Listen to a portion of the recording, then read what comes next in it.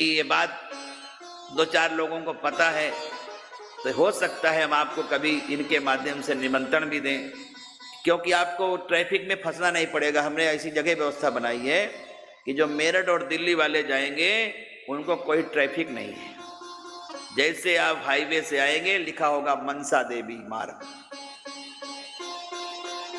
वहां पर देवी जी अट्टहास की थी, एक कंस तेरे मारने वाला पैदा हो गया है।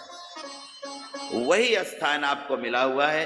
अष्टावक्र जी की तपस्थली है, धानुका जी का स्थान था जहां पर 3 देवियां विराजमान है, वहीं पर भगवती कालरात्रि बैठने वाली है। जैसे हमारे गांव का जंगल है उसी प्रकार का हमें वहां जंगल भी मिल गया है। उसी प्रकार की खेत हैं अगल बगल, सरसों इस समय पीली पीली है। आपको ऐसा लगेगा कि कंचनपुर वाली देवी लगता है वृंदावन में भी आ गई है। मोर नाच रहे होते हैं वहां पर, गौवे घूम रही होती हैं। जैसा हमने वृंदावन सोचा था मन में, आप लोगों की भक्ति की वजह से वो वृंदावन हमको वहां मिल गया। तो वहां पर आप बहुत जगह पे बैठ सकते हो कथा सुनने के लिए। तो हमारी एक बात रह गई कि जब उस नारद जी के ऊपर कृपा हुई तो नारद जी ने अपनी कृपा की कथा सुनाई और कहा, जब मैं वहां जप कर रहा था तो मैं भगवान को याद करके रो रहा था। क्या कर रहा था? रो रहा था। और रोते रोते मैंने देखा एक प्रकाश आया और मेरे सामने भगवान की मूर्ति आ गई। बोलो को नारायण भगवान की जय हो। नारद जी को भगवत दर्शन हो गया गुरु मंत्र के प्रभाव से।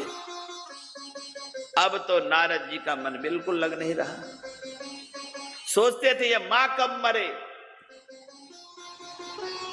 अगर ये मां मर जाए तो छुट्टी मिले, मैं गुरु जी के पास चला जाऊं।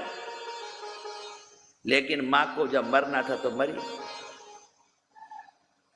एक दिन उनकी मां गाय को दूध दुहने जा रही थी, नारद जी सुना रहे हैं, तो उसी समय काले बिस्तर ने उनकी मां को डस लिया और उनकी मां की मृत्यु हो गई।